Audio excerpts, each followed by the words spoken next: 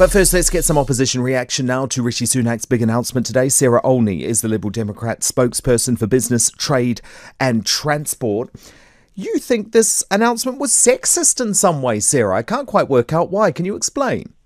I think if you're probably referring to the fact that I think a lot of the measures announced today are very much targeted towards very male-dominated sectors. What do you mean? Which ones? So construction, specifically construction. Don't be so sexist. I'm not being sexist. I'm only saying that at the moment... So what, there can't be female construction workers? I don't want them to be male-dominated. I absolutely want to see more women in construction and engineering. I think they're brilliant career paths for women, but currently there are barriers for them. Okay, what other sectors? What other male-dominated sectors? Well, I mean, that's the sector that is primarily being supported, apart from hospitality. And I'm not just thinking about. Well, in your tweet, you say build from last week. But in your tweet, Sarah, infrastructure and building, Sarah, and I just like to see, to go along with that, if I could just finish my point, just to go along with that, some real effort to encourage women into those sectors, because I think a lot of women are going to have been really hard hit by the coronavirus downturn. They're going to be the ones who are really looking for work, and I just think it would be great to really attract some women into the sectors that are being targeted with specific provision for them. In your tweet, you say, but new jobs support very focused on male-dominated sectors. So you say sectors, but you've only named me one. So can you name me the others? That was only the only one that was really announced today: construction and house building. I'm pretty shocked that you're trying to turn this into a sexism culture war. I didn't use the word sexist. That's your word. I only said that it's very tough. And I was thinking as much about last week's announcement as well, which again... Well, you say without measures to engage more women in these industries. Maybe they don't want to work in construction. Well, I wouldn't. They should want to. What I'm saying is, if there are women who are looking for work, and if the government's funding is to put into sectors like construction, it would just be great to see some programs to encourage more women to think about careers in construction and transport and engineering, because these are the ones those are the sectors that the government are currently targeting to support, and currently they are quite male-dominated. I would just like to see that situation addressed. Can I give you my theory on this?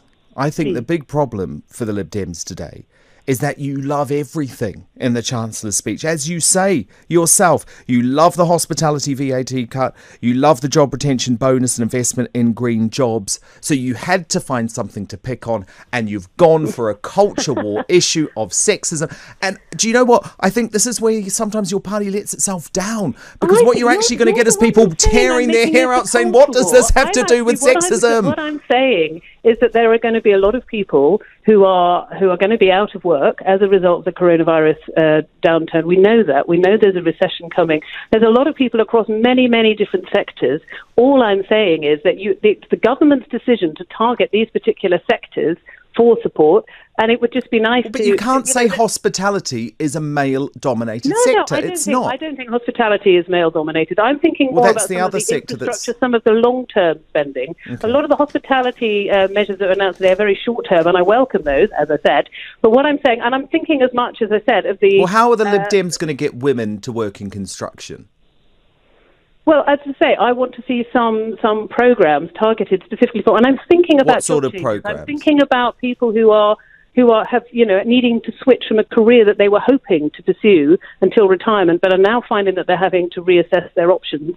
And I'm thinking, about some education. I'm thinking about care work. I'm thinking about, that the beauty industry is really suffering. And so, and it's beauty industry in particular is very manual work. There's a lot of crossover skills. It's just about reaching out to those people who might find themselves dominated by female workers. I'm just talking about levelling up between different sectors, and all I'm saying is if the government are putting taxpayers' money into one particular sector, I just want all of those opportunities to be available to as wide a range of people as possible.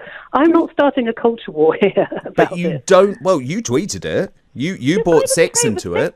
I was making a constructive point. You said new job support very focused on male-dominated sectors without measures to engage more women in these industries. That was your tweet. I'm asking you about your tweet. No, but it's a fact. That's not me. Well, it's not a fact because you've said sectors and you've only been able to point to one sector, which is the construction industry. Right. And we've just made the point that hospitality is actually... It's not my fault there's not more than one sector. Okay, well, look, let's move on. Let's move on from the sexism culture war and talk about stamp duty, because you're not happy with the stamp duty cut. Why?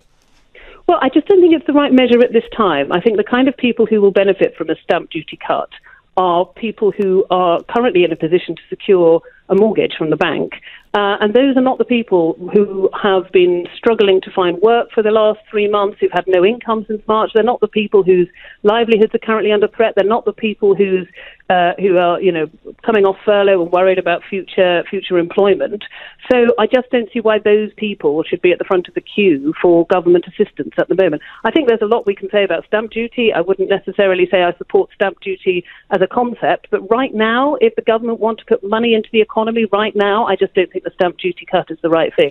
Isn't the idea, Sarah, that the stamp duty cut will invigorate lots of parts of the economy rather than just boost the property market? See, I don't think it will. I don't know. Maybe estate agents, but I don't think it will. The idea is, I think, when people sell their homes, they kit out their house, and that provides lots of boosts to other industries. But as I'm saying, that's only going to be for people who are already currently relatively well off, relatively secure, able to secure mortgage finance at this time, and that's quite a small section of the population, and also people who don't need the help right now. If you're in a position to secure a mortgage to buy a new house, then you're not worried about the future of your job. Right now, it should be about jobs, jobs, jobs.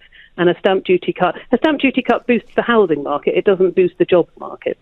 We had Sarah Olney on, the Lib Dem spokesperson for business, trade and transport. And she seems to be trying to start a culture war over these announcements today by saying that these announcements were somehow sexist.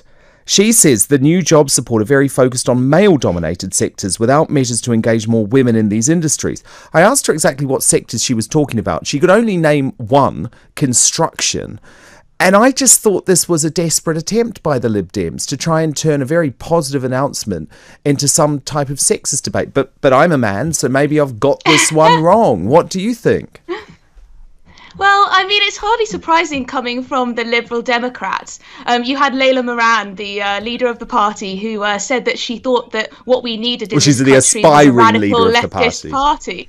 Is what we needed was a radical left-wing Liberal Democrat Party, which I think that we probably need a more of a classical Liberal Democrat Party. But it's this tired old lines, everything's racist, sexist, misogynistic.